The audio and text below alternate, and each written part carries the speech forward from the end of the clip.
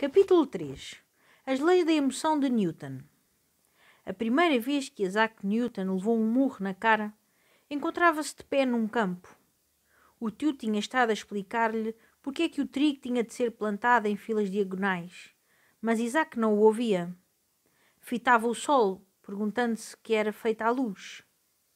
Tinha 7 anos.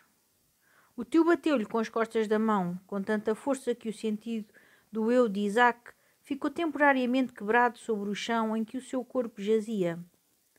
Perdeu qualquer sentimento de coesão pessoal e, enquanto as partes da sua psique voltavam a reunir-se, uma peça secreta que antes fazia parte dele ficou perdida na terra, num lugar de onde nunca seria recuperada.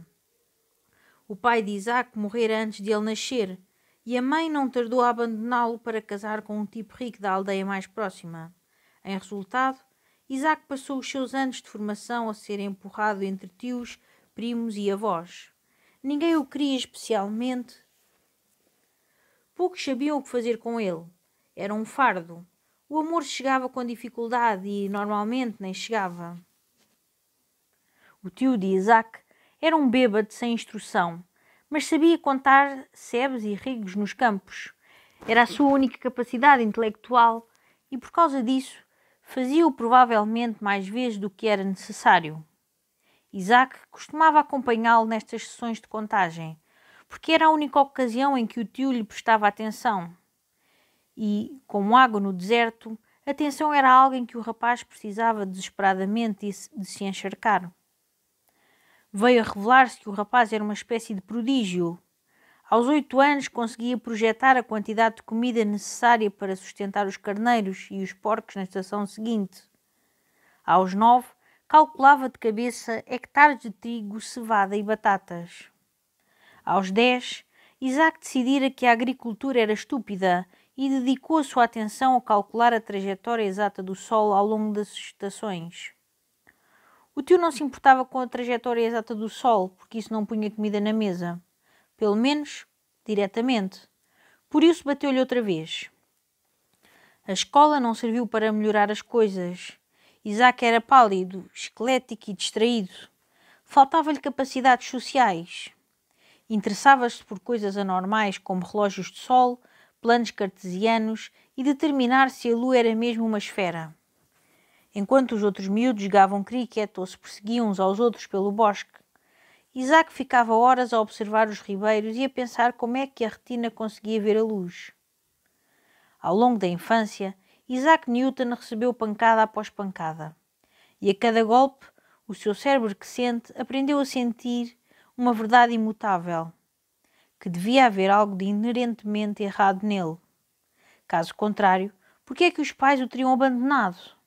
Por que é que os colegas da escola o ridicularizavam? Que outra explicação poderia haver para a sua quase constante solidão? Enquanto o cérebro que pensa se ocupava com o desenho de gráficos elaborados e a mapear os eclipses lunares, o céu que sente interiorizava silenciosamente o conhecimento de que havia algo fundamentalmente danificado neste rapazinho inglês de Lincolnshire. Um dia, escreveu no seu caderno da escola: "Sou um tipo pequeno, pálido e débil. Não há espaço para mim, nem em casa, nem no fundo do inferno. Que posso fazer? Para que é que eu sirvo? Só consigo chorar?" Até este momento, tudo o que leu acerca de Newton é verdade, ou, pelo menos, altamente plausível. Mas vamos fingir, por um momento, que existe um universo paralelo. E vamos supor que neste universo paralelo há outro Isaac Newton, muito parecido com o nosso. Também vem de uma família destruída e abusadora. Também vive num isolamento zangado.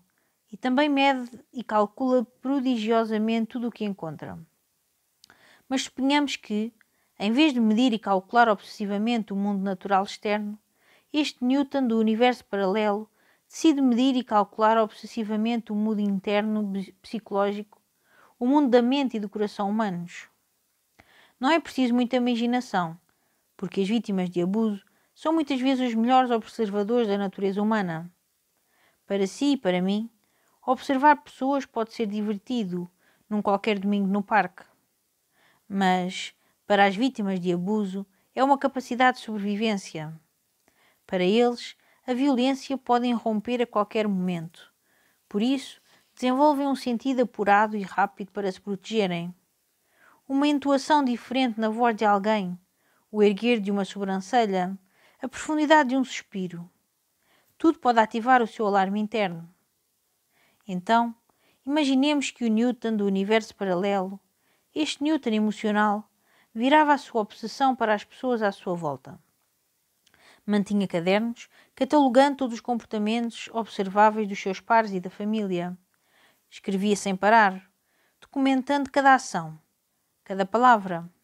Preenchia centenas de páginas com observações estapafúrdias sobre aquele género de coisas que as pessoas nem se apercebiam que faziam. O Newton emocional esperava que, se as medições podiam ser usadas para prever e controlar o mundo natural, as formas e as configurações do Sol, da Lua e das estrelas também pudessem prever e controlar o mundo interno e emocional. E, através das suas observações, o Newton emocional percebeu algo doloroso que todos sabemos mais ou menos, mas poucos querem admitir. Que as pessoas são mentirosas. Todas. Mentimos constantemente e habitualmente. Mentimos acerca de coisas importantes e de coisas irrisórias. E normalmente não mentimos por maldade. Mentimos aos outros por estarmos tão habituados a mentir a nós próprios. Isaac notou que a luz refratava nos corações das pessoas de maneira que elas próprias pareciam não ver. Que as pessoas diziam amar aqueles que pareciam odiar. Professavam acreditar numa coisa enquanto faziam outra. Imaginavam-se santos enquanto cometiam as maiores crueldades e desonestidades. Contudo, nas suas mentes, de alguma forma acreditavam que as suas ações eram conscientes e verdadeiras. Isaac decidiu que não podia confiar em ninguém, nunca. Decidiu que a sua dor era inversamente proporcional à distância quadrada que colocava entre si e o mundo. Assim, mantinha-se reservado, sem entrar na órbita de ninguém, rodopiando para fora de qualquer puxão gravitacional de outro coração humano. Não tinha amigos e decidiu que também não os queria. Concluiu que o mundo era um lugar sombrio e destroçado e que o único valor na sua vida patética e arruinada era a capacidade para documentar e calcular a ruína. Apesar de todo o seu mau humor, Isaac não tinha, de certo, falta de ambição. Queria conhecer a trajetória dos corações dos homens, a velocidade da sua dor. Queria conhecer a força dos seus valores e a massa das suas esperanças. E, mais importante, queria compreender as relações entre esses elementos. Decidiu escrever as 3 leis da emoção de Newton. A primeira lei da emoção de Newton. Para cada ação, há uma reação igual e oposta. Imagine que lhe dou um murro na cara, sem razão, sem justificação, apenas violência pura. A sua reação instintiva pode ser retaliar de alguma forma. Talvez seja física, dá-me também um murro. Pode ser verbal, chama-me uma série de nomes feios. Ou talvez a sua retaliação seja social, chama a polícia ou outra autoridade e faz com que me castiguem por o ter agredido. Seja qual for a sua resposta, sentirá um ímpeto de emoção negativa dirigido a mim. E com toda a razão. Claramente, eu sou uma pessoa horrível. Afinal, a ideia de lhe causar dor sem justificação, sem que você mereça a dor, gera um sentimento de injustiça entre nós. Uma espécie de abismo moral. Abre-se entre ambos. A sensação de que um de nós é inerentemente correto e o outro é um bocado de merda inferior. A dor causa abismos morais.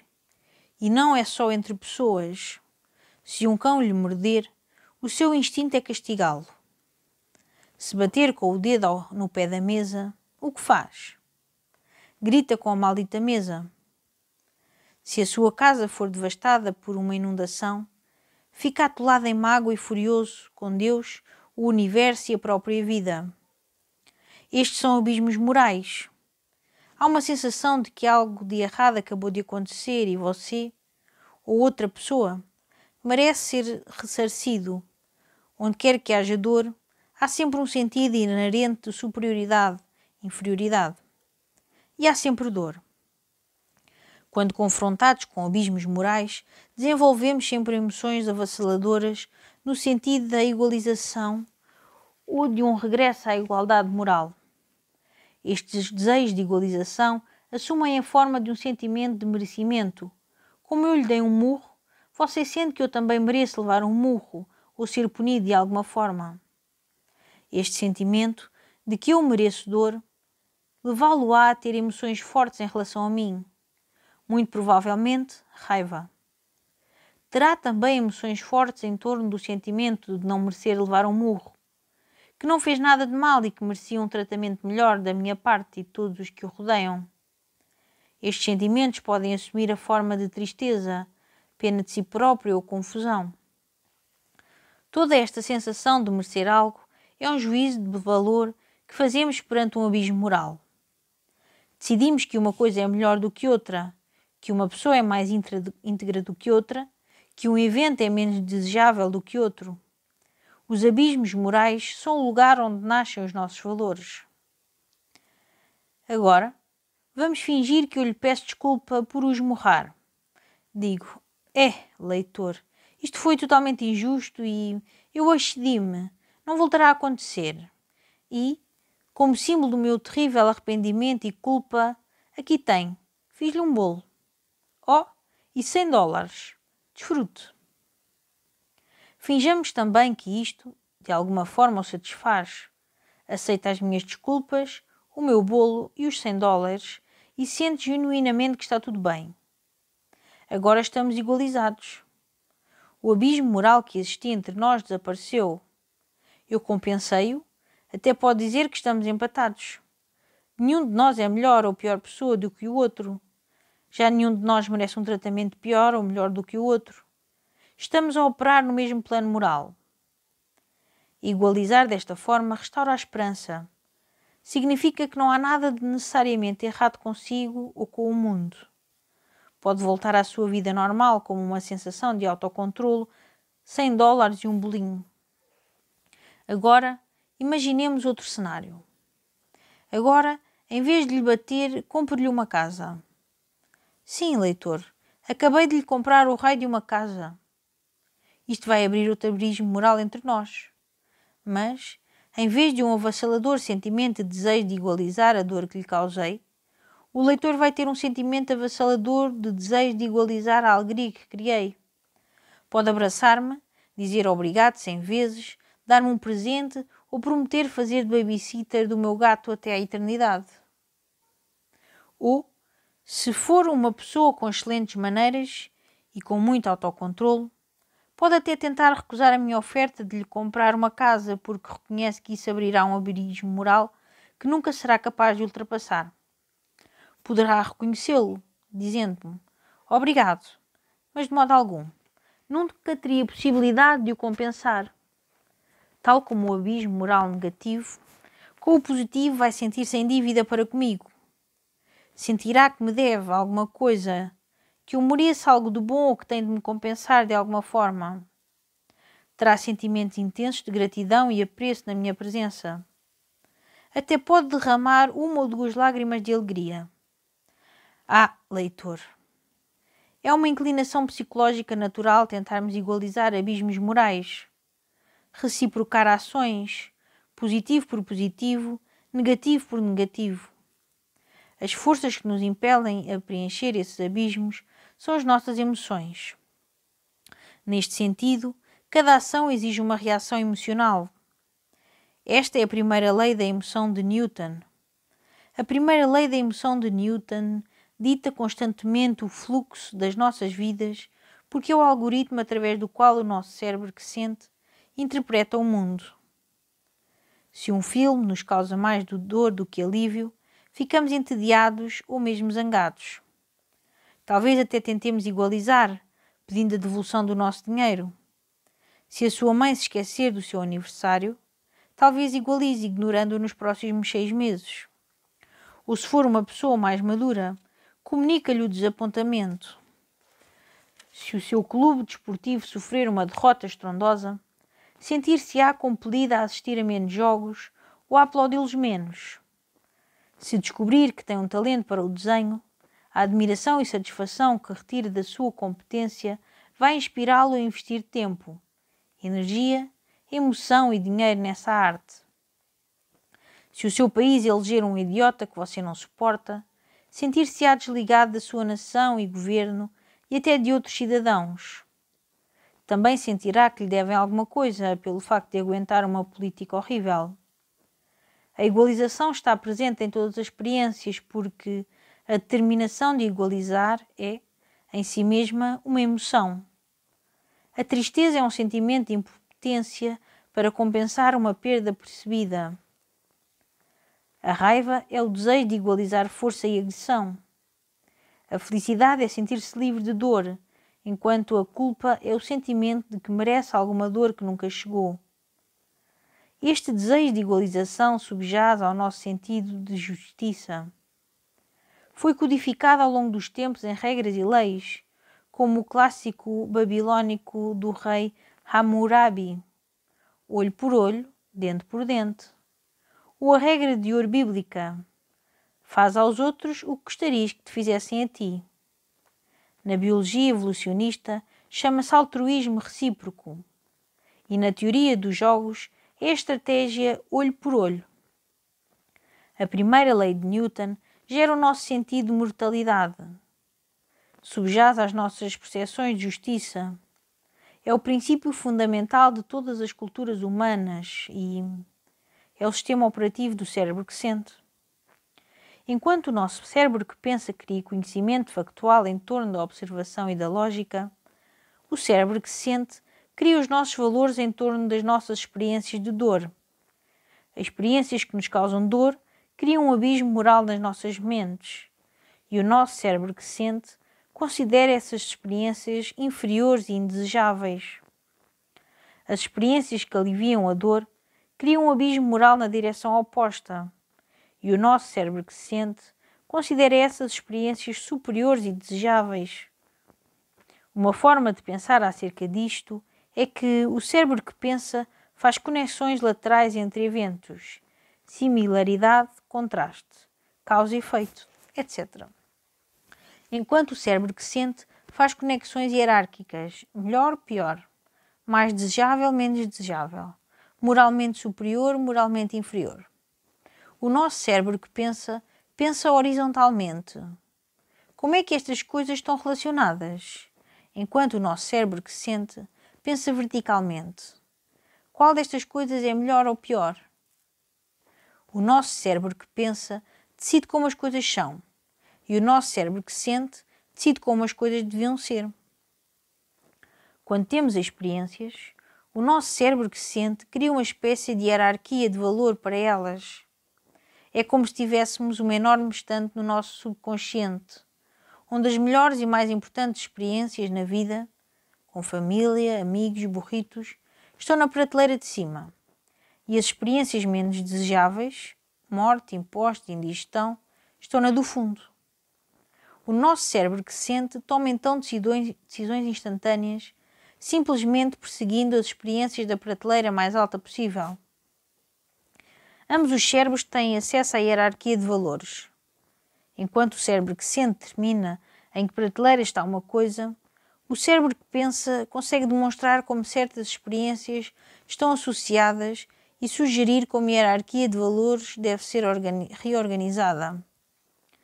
Essencialmente, o crescimento é isto: redefinir as prioridades da hierarquia de valores pessoais de um modo ótimo. Por exemplo, tive em tempos uma amiga que era a maior borguista que provavelmente já conheci. Passava a noite a pé e ia diretamente da festa para o trabalho de manhã, com 0 horas de sono. Achava uma seca acordar cedo ou ficar em casa numa sexta à noite. A sua hierarquia de valores era mais ou menos assim: DJs fantásticos, drogas mesmo boas, trabalho, sono. Era possível prever o seu comportamento apenas a partir desta hierarquia. Preferia trabalhar a dormir. Preferia festejar e ficar organizada a trabalhar. E acima de tudo estava a música. Depois, fez um daqueles voluntariados no estrangeiro, onde jovens passam um par de meses a trabalhar com órfãos num país do terceiro mundo e... Bem, isso mudou tudo. A experiência foi tão poderosa emocionalmente que reorganizou totalmente a sua hierarquia de valores.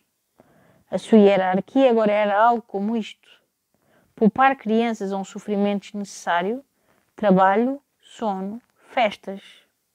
E, de repente, como por magia, as festas deixaram de ser divertidas.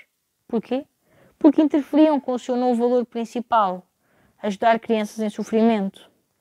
Mudou de carreira e agora só lhe interessava o trabalho. Ficava em casa a maior parte das noites. Não bebia nem tomava drogas. Dormia bem. Afinal, precisava de imensa energia para salvar o mundo.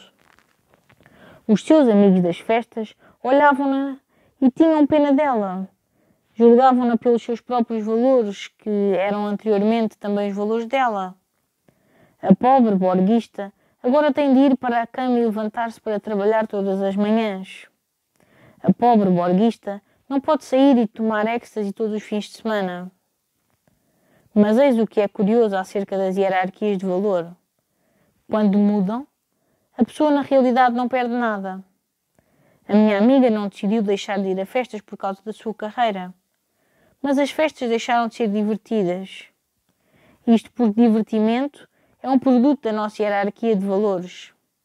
Quando deixamos de valorizar alguma coisa, esta deixa de ser divertida ou interessante para nós. Assim, não há sensação de perda quando deixamos de o fazer. Pelo contrário, olhamos para trás e surpreende-nos que tenhamos passado tanto tempo interessados numa coisa tão estúpida e trivial. Por que é que desperdiçámos tanta energia em coisas e causas que não importavam? Essas pontadas de remorso ou embaraço são boas. Significam crescimento. São o produto de termos concretizado as nossas esperanças. Segundo a lei da emoção de Newton, o nosso valor pessoal é igual à soma das nossas emoções ao longo do tempo. Voltemos ao exemplo do morro, mas desta vez vamos fingir que eu existo naquele mágico campo de forças que me impede de ser atingido por quaisquer consequências. Não me podes morrar, não me pode dizer nada, nem sequer pode dizer nada a ninguém acerca de mim. Sou impermeável, um velhaco cara de cu que tudo tem, vê e tudo pode. A primeira lei da emoção de Newton declara que, quando alguém ou alguma coisa nos causa dor, abre-se um abismo moral e o nosso cérebro que se sente convoca emoções desagradáveis que nos motivam a igualizar. Mas e se essa igualização nunca chegar? E se alguém ou alguma coisa nos fizer sentir horríveis e mesmo assim formos incapazes de alguma vez retaliar ou reconciliar? E se nos sentirmos impotentes para fazer algo que igualize ou recomponha as coisas? E se o meu campo de forças for demasiado poderoso para si? Quando os abismos morais persistem por um tempo suficientemente longo, normalizam-se. Tornam-se a nossa expectativa por efeito. Alojam-se na nossa hierarquia de valores. Se alguém nos bate e nós nunca pudermos bater-lhe, o nosso cérebro que sente vai chegar a uma conclusão desconcertante. Merecemos que nos batam. Afinal, se não merecemos, teríamos sido capazes de igualizar, não é? O facto de não podermos igualizar significa que deve haver algo de inerentemente inferior em relação a nós ou algo de inerentemente superior na pessoa que nos bateu. Também isto faz parte da nossa resposta de esperança, porque se a igualização parece impossível, o nosso cérebro que sente procura a melhor coisa seguinte: desistir, aceitando a derrota, julgando-se inferior ou de pouco valor.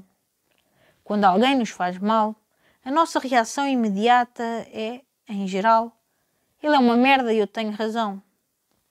Mas se não formos capazes de igualizar e pôr em prática essa razão que temos, o nosso cérebro que sente acreditará na única explicação alternativa. Sou uma merda e ele tem razão.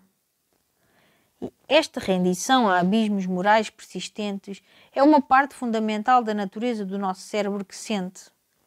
E é a segunda lei da emoção de Newton. A forma como valorizamos tudo na vida em relação a nós mesmos é a soma das nossas emoções ao longo do tempo.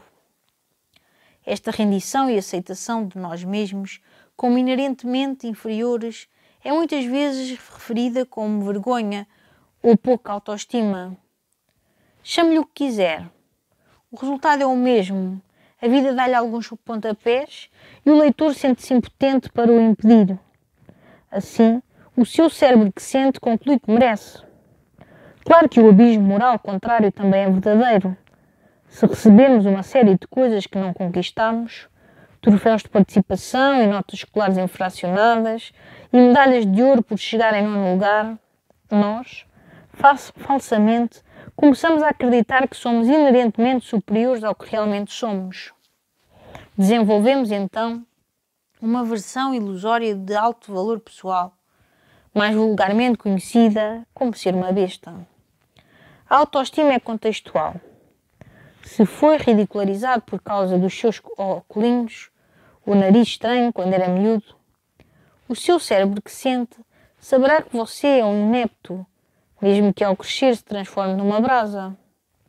As pessoas que são criadas em ambientes religiosos rígidos e são duramente punidas pelos seus impulsos sexuais, crescem muitas vezes com os seus cérebros que sentem, sabendo que o sexo é errado. Ainda que o seu cérebro que pensa há muito tempo tenha percebido que o sexo é natural e totalmente fantástico. A alta e a baixa autoestima parecem diferentes à superfície, mas são dois lados da mesma moeda falsa, porque quer sinta que é melhor que o resto do mundo, quer sinta que é pior, a mesma coisa é verdade. Está a imaginar-se como algo especial, algo separado do mundo. Uma pessoa que acredita merecer um tratamento especial porque é fantástica não é muito diferente de alguém que acredita merecer um tratamento especial por ser uma merda. Ambos são narcisistas. Ambos se julgam especiais. Ambos pensam que o mundo deve abrir exceções e promover os seus valores e sentimentos mais que aos outros. Os narcisistas oscilam entre sentimentos de superioridade e inferioridade. Ou toda a gente os ama ou toda a gente os odeia. Está tudo fantástico ou está tudo fedido. Um acontecimento foi o melhor momento das suas vidas ou foi traumatizante. Com o narcisista não há pontos intermédios, porque reconhecer a realidade indecifrável e com nuances diante deles exigiria que prescindissem da sua visão privilegiada de que não são, de certa forma, especiais. Sobretudo os narcisistas são pessoas com quem é insuportável conviver. Para eles, gira tudo à sua volta e exigem o mesmo de quem os rodeia. Verá esta alternatividade, alta-baixa, autoestima, em todo o lado. Se se mantiver atento, assassinos em massa, ditadores, crianças guinchadoras, a sua tia horrorosa que arruína todos os natais. Hitler pregava que o mundo tinha tratado a Alemanha tão mal depois da Primeira Guerra Mundial porque tinha medo da superioridade alemã. E mais recentemente, na Califórnia, um atirador perturbado justificou a sua tentativa de abrir fogo numa residência de raparigas com o facto de, enquanto as mulheres andavam com homens inferiores, ele ser obrigado a permanecer virgem. Até pode encontrar isto dentro de si próprio, se for honesto. Quanto mais inseguro se senta acerca de alguma coisa, mais andará para trás e para diante, entre sentimentos ilusórios de superioridade. Sou o maior, e sentimentos ilusórios de inferioridade, sou um lixo. A autoestima é uma ilusão, é uma construção psicológica que o nosso cérebro que sente manipula para prever o que o vai ajudar e o que o vai prejudicar. Em última análise, devemos sentir algo acerca de nós próprios para sentirmos algo acerca do mundo, e sem esses sentimentos é impossível encontrarmos esperança. Todos possuímos algum grau de narcisismo. É inevitável, visto que tudo o que alguma vez soubemos ou experienciamos nos aconteceu a nós ou foi aprendido por nós. A natureza da nossa consciência dita que tudo acontece através de nós. É muito natural, então, que a nossa conclusão imediata seja de que estamos no centro de tudo, porque somos o centro de tudo o que experienciamos. Todos subestimamos as nossas capacidades e intenções e subestimamos a dos outros. A maioria das pessoas acredita que tem uma inteligência acima da média e o que tem uma capacidade acima da média em relação à maior parte das coisas, sobretudo quando não têm uma coisa nem outra. Todos tendemos a acreditar que somos mais honestos e éticos do que realmente somos. Cada um de nós, se tiver a oportunidade, terá a ilusão de que o que é bom para nós é bom para toda a gente. Quando fazemos a asneira, tendemos a assumir que foi um acidente feliz. Porém, quando os outros fazem a asneira, apressamos-nos a julgar o seu caráter. Um persistente nível ligeiro de narcisismo é natural, mas também está provavelmente na raiz de muitos dos nossos problemas sociopolíticos. Este não é um problema de esquerda nem de direita. Não é um problema da geração mais nova ou da geração mais velha. Não é um problema do Oriente ou do Ocidente. É um problema humano. Todas as instituições se corrompem e decaem. Cada pessoa, se dispuser de mais poder e menos restrições, vai presumivelmente virar esse poder a seu favor. Todos os indivíduos farão vista grossa às suas próprias falhas, enquanto procuram falhas flagrantes nos outros.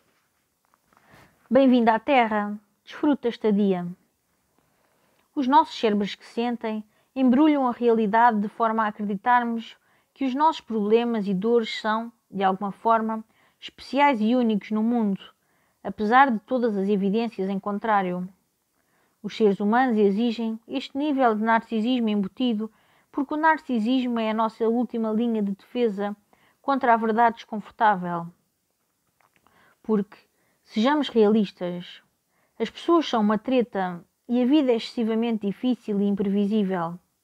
A maioria de nós vai improvisando quando não está completamente perdida. E se não tivéssemos alguma crença falsa na nossa superioridade ou inferioridade, uma crença ilusória de que somos extraordinários em alguma coisa, punhamos-nos em fila para nos lançarmos da ponte mais próxima. Sem um pouco dessa ilusão narcisista, sem aquela mentira perpétua que contamos a nós próprios acerca de sermos especiais, provavelmente desistiríamos da esperança.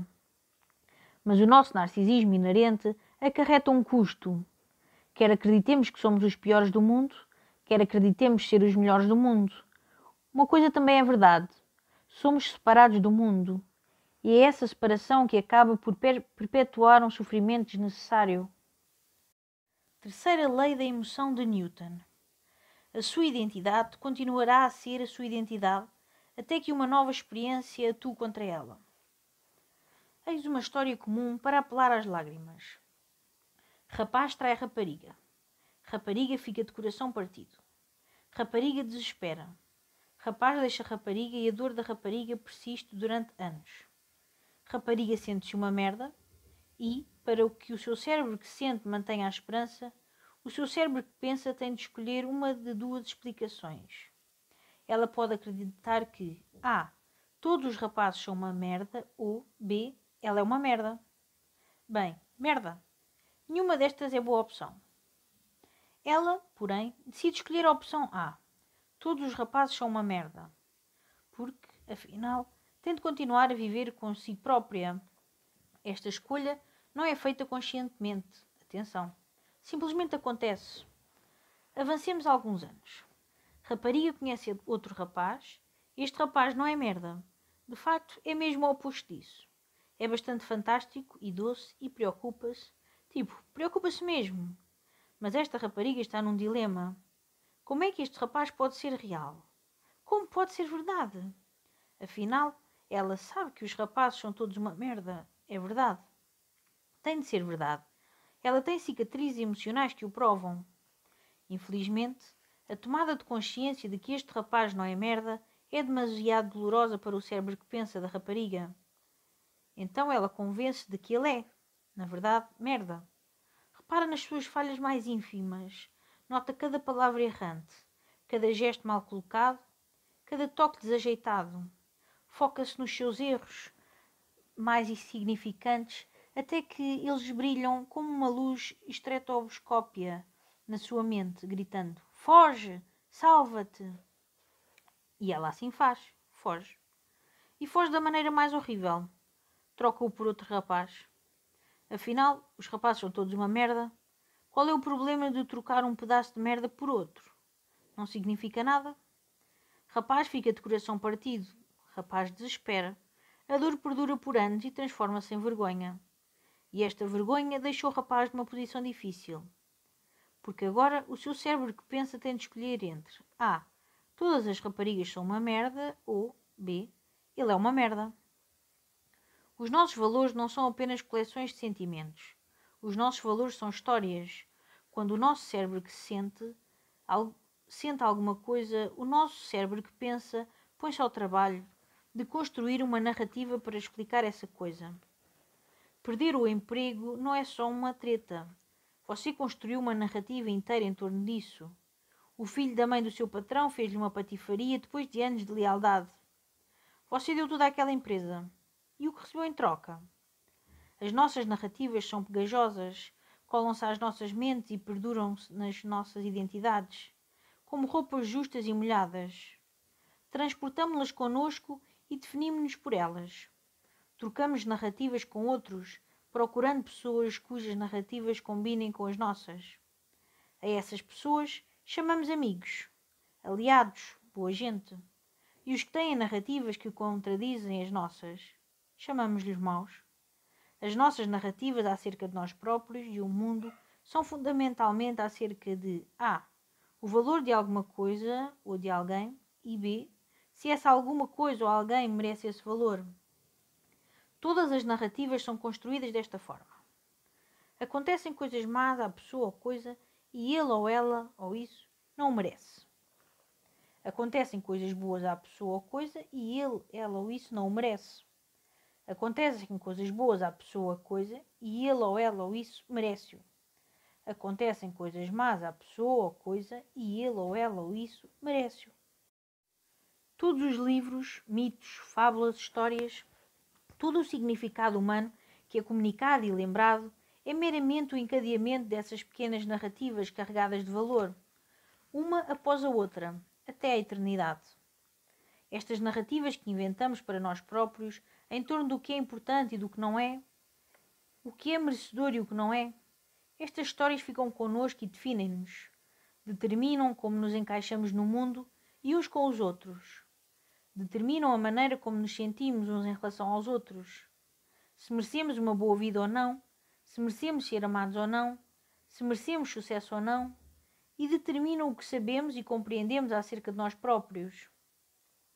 Esta rede de narrativas baseada no valor é a nossa identidade. Quando pensa para si mesmo, sou um capitão de barcos do caraças. Gargalhada de superioridade. Esta é uma narrativa que construiu para se definir a si próprio e para se conhecer. É uma componente do seu eu, caminhante e falante, que apresenta aos outros e pespega na sua página de Facebook. Você capitaneia navios e falo bem à brava. Por isso merece coisas boas. Mas eis o que é curioso. Quando adota essas narrativas como sendo a sua identidade, protege-as e reage emocionalmente a elas como se fossem uma parte inerente de si.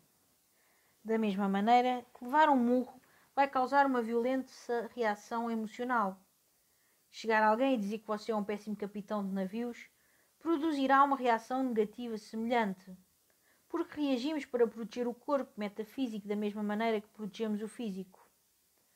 As nossas identidades funcionam em bola de neve através das nossas vidas, acumulando mais e mais valores e significado à medida que rebolam. Está próximo da sua mãe enquanto cresce e essa relação confere-lhe a esperança. Por isso, constrói uma história na sua mente que o define parcialmente, tal como o seu cabelo espesso ou os seus olhos castanhos, ou as suas assustadoras unhas dos pés o definem. A sua mãe é uma parte enorme da sua vida. A sua mãe é uma mulher fantástica. Você deve tudo à sua mãe. E outras tretas que as pessoas dizem quando recebem prémios da academia. Então, protege essa parte da sua identidade como se fizesse parte de si. Alguém chega e fala mal da sua mãe. E você perde a cabeça e começa a partir coisas. Então, essa experiência cria uma nova narrativa, novo valor na sua mente. O leitor conclui que tem problemas de raiva, especialmente em relação à sua mãe. E agora isso torna-se uma parte inerente da sua identidade, e por aí adiante. Quanto mais tempo tivermos conservado um valor, mais profundamente dentro da bola de neve ele está e mais fundamental é para a nossa forma como nos vemos a nós próprios e como vemos o mundo. Como juros no empréstimo bancário, os nossos valores compõem-se ao longo do tempo, tornando-se mais forte e colorindo as experiências futuras. Não é só o bullying de quando estava na escola primária que o lixa. É o bullying mais todo o desprezo próprio e narcisismo que carrega para as relações futuras durante décadas, fazendo com que todas falhem, que se acumula ao longo do tempo. Os psicólogos, por certo, não sabem muito, mas uma coisa que sabem é que os traumas de infância nos lixam. Este efeito bola de neve dos valores mais precoces é a razão pela qual as nossas experiências de infância, tanto boas como más, têm efeitos duradouros nas nossas identidades e geram os valores fundamentais para continuar a definir uma grande parte das nossas vidas. As nossas experiências precoces tornam-se os nossos valores fundamentais. E se os nossos valores fundamentais estiverem fodidos, criam um efeito dominó de merda que se prolonga pela vida, enfrentando experiências pequenas e grandes com a sua toxicidade. Quando somos jovens, temos identidades pequeninas e frágeis.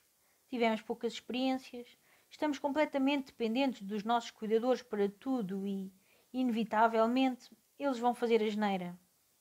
Negligência ou maus tratos podem causar reações emocionais extremas, resultando em grandes abismos morais que nunca são igualizados.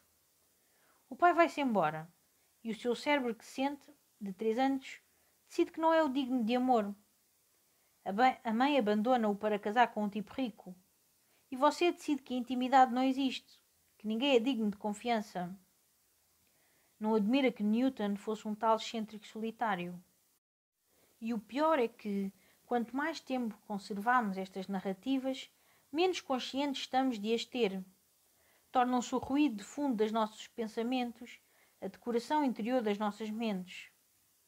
Apesar de serem arbitrárias e completamente criadas, parecem não só naturais, como até inevitáveis. Os valores que escolhemos ao longo das nossas vidas cristalizam-se e formam um sedimento na superfície da nossa personalidade. A única maneira de mudar os nossos valores é ter experiências contrárias aos nossos valores. E qualquer tentativa de nos libertarmos desses valores, através de experiências novas e contrárias, será inevitavelmente acompanhada de dor e desconforto. É por isso que não há mudança sem dor. Não há crescimento sem desconforto. É por isso que é impossível tornarmos alguém novo sem primeiro chorarmos a perda de quem costumávamos ser.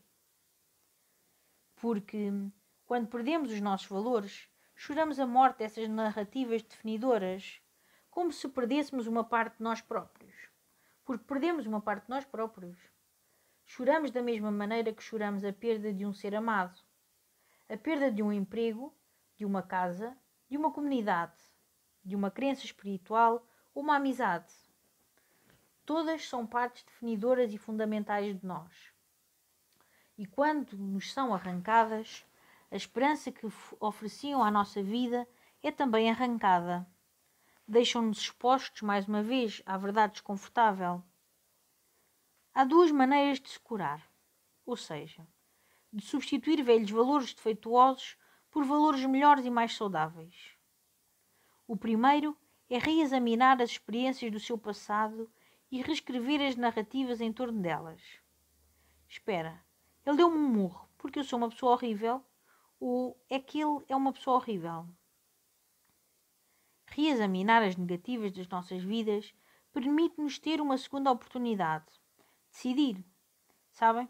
Se calhar eu não era um capitão de navios assim tão bom. E não faz mal. Muitas vezes, com o tempo, percebemos que aquilo que costumávamos acreditar que era importante acerca do mundo, não é. Outras vezes, ampliamos a história para ter uma visão mais clara do nosso valor pessoal. Oh, ela deixou-me porque um estúpido qualquer a tinha deixado e sentia-se envergonhada e sem valor para a intimidade. E, de repente, esse abandono é mais fácil de engolir.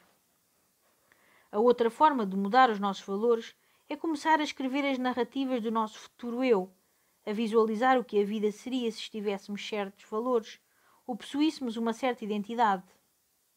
Ao visualizar o futuro que queremos para nós, permitimos que o nosso cérebro que sente experimente esses valores para ver se lhe servem, para ver como nos sentimos com eles antes de efetuarmos a compra. Finalmente, depois de termos feito isto tempo bastante, o cérebro que sente costuma-se aos nossos valores e começa a acreditar neles. Esta espécie de projeção futura é normalmente ensinada da pior maneira. Visualize que é rico, como o raio, e tem uma frota de iates. Depois, isso vai realizar-se. Infelizmente, esse género de visualização não está a substituir um valor pouco saudável atual, materialismo, por um melhor. Está só a masturbar o seu valor atual. Uma mudança verdadeira implica fantasiar acerca de como seria não desejar iates. A visualização aproveitosa pode ser um bocadinho desconfortável. Deve desafiá-lo e ser difícil de imaginar. Se não for, nada está a mudar. O cérebro que sente não conhece a diferença entre passado, presente e futuro. Esse é o domínio do cérebro que pensa. E uma das estratégias que o nosso cérebro que pensa usa para empurrar o cérebro que sente para a faixa correta na vida é fazer perguntas do género: e se? E se detestasses barcos e, em vez disso, passasse o tempo a ajudar crianças deficientes? E se não tivesse de provar nada às pessoas da sua vida para elas gostarem de si? E se a falta de disponibilidade das pessoas tivesse mais a ver com elas do que consigo? Outras vezes, pode apenas contar ao seu cérebro que sente histórias que podem ou não ser verdadeiras, desde que o pareçam. Jocko Willink, anteriormente da Marinha Americana e agora escritor, escreve no seu livro Discipline Equates Freedom, Field Manual, que acorda às 4h30 todas as manhãs, porque imagina que o seu inimigo está algures no mundo. Ele não sabe onde, mas parte do princípio de que o inimigo quer matá-lo. E percebe-se que, se estiver acordado antes do inimigo, isso dá-lhe uma vantagem. Willink desenvolveu esta teoria para si mesmo quando estava na guerra do Iraque, onde havia mesmo inimigos que queriam matá-lo. Depois de voltar à vida civil, manteve-a sempre. Objetivamente, a narrativa que Willink cria para si mesmo não faz sentido algum. Inimigo? Onde? Porém, figurativamente, emocionalmente, é muitíssimo poderosa. O cérebro que sente de Willink ainda acredita nela. E ela ainda consegue levantá-lo todas as manhãs antes de alguns de nós terem bebido o último copo da noite. Isto é a ilusão do autocontrole. Sem estas narrativas, sem desenvolver uma visão clara do futuro que desejamos, dos valores que queremos adotar, das identidades que queremos abandonar ou assumir, estamos condenados a repetir para sempre os fracassos das nossas dores passadas. As histórias do nosso passado definem a nossa identidade. As histórias do nosso futuro definem as nossas esperanças. E a nossa capacidade para nos envolvermos nessas narrativas e as vivermos para as tornar realidade é o que dá sentido às nossas vidas. Gravidade emocional. O Newton emocional estava sentado sozinho no quarto da sua infância. Estava escuro lá fora. Ele não sabia há quanto tempo estava acordado, que horas eram ou em que dia estava. Trabalhava sozinho há semanas. A comida que a família lhe deixara permanecia intocada junto da porta, a apodrecer. Pegou numa folha em branco e desenhou um grande círculo. Depois marcou pontos ao longo dos extremos do círculo e, com linhas ponteadas, indicou o impulso de cada ponto em direção ao centro. Por baixo, escreveu: há uma gravidade emocional dos nossos valores. Atraímos para a nossa órbita aqueles que valorizam as mesmas coisas que nós e repelimos instintivamente, como que por um magnetismo inverso, aqueles cujos valores são contrários aos nossos. Estas atrações formam grandes órbitas de pessoas semelhantes em torno do mesmo princípio. Cada uma está num ponto do mesmo caminho, rodando em torno da mesma coisa apreciada. Depois desenhou outro círculo, adjacente ao primeiro. Os extremos dos dois círculos quase se tocavam e, a partir daí, desenhou linhas de tensão entre os extremos de cada círculo, os pontos em que a gravidade puxava em ambas as direções, perturbando a simetria perfeita de cada órbita, enquanto escreveu. Amplas faixas de pessoas juntam-se, formando tribos e comunidades baseadas nas avaliações similares das suas histórias emocionais. O senhor pode valorizar a ciência. Eu também valorizo a ciência. Por isso, existe um magnetismo emocional entre nós. Os nossos valores atraem-se uns aos outros e fazem-nos cair perpetuamente na órbita um do outro, numa dança metafísica de amizade. Os nossos valores alinham-se e a nossa causa torna-se una. Mas, digamos que um cavalheiro vê valor no puritanismo e outro no anglicanismo. São habitantes de duas gravidades intimamente relacionadas, mas diferentes. Isto faz com que cada um perpetue a órbita do outro, cause tensão na hierarquia de valores, desafie a identidade do outro, gerando assim emoções negativas que os farão e porão as suas causas em conflitos. Esta gravidade emocional, declaro, é a organização fundamental de todos os conflitos e empreendimentos humanos. Com isto, Isaac pegou noutra folha e desenhou uma série de círculos de diferentes tamanhos. Quanto mais intensamente conservamos um valor, escreveu, ou seja, com quanto mais força determinarmos algo como superior ou inferior a tudo o resto, mais forte será a gravidade, mais coesa será a sua órbita e mais difícil será para as forças exteriores perturbarem o seu caminho e propósito. Assim sendo, os nossos valores mais fortes exigem quer a afinidade, quer a antipatia dos outros. Quanto mais pessoas houver a partilhar um valor, mais essas pessoas começam a cristalizar e a organizar-se num organismo único e coerente em torno desse valor. Cientistas com cientistas, religiosos com religiosos. Pessoas que amam a mesma coisa, amam-se. Pessoas que odeiam a mesma coisa também se amam. E pessoas que amam ou odeiam coisas diferentes, odeiam-se. Todos os sistemas humanos acabam por atingir um equilíbrio, reunindo-se e conformando-se em constelações de sistemas de valores mutuamente partilhados. As pessoas juntam-se, alterando e modificando as suas narrativas pessoais até que as suas narrativas são uma e a mesma. E a identidade pessoal torna-se assim identidade de grupo.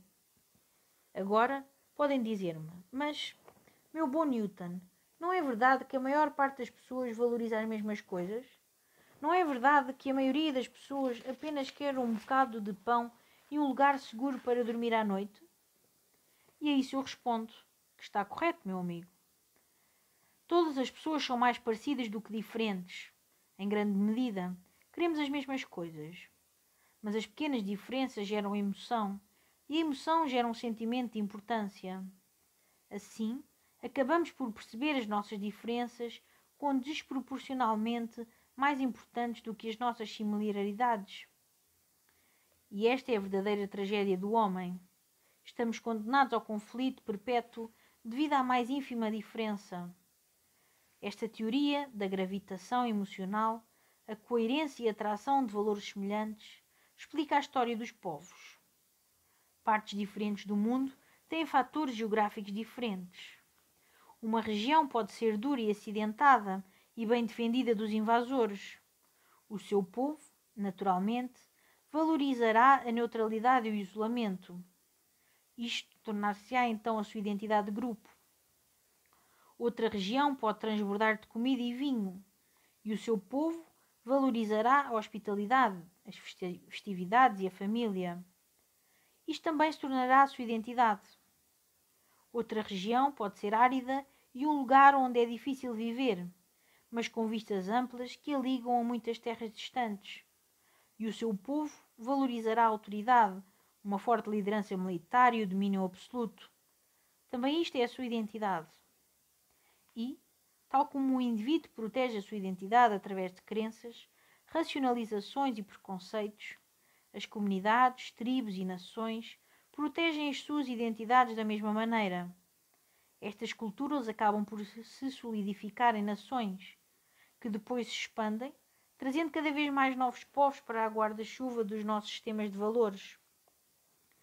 Finalmente, estas nações colidirão umas com as outras e os valores contraditórios entrarão em conflito.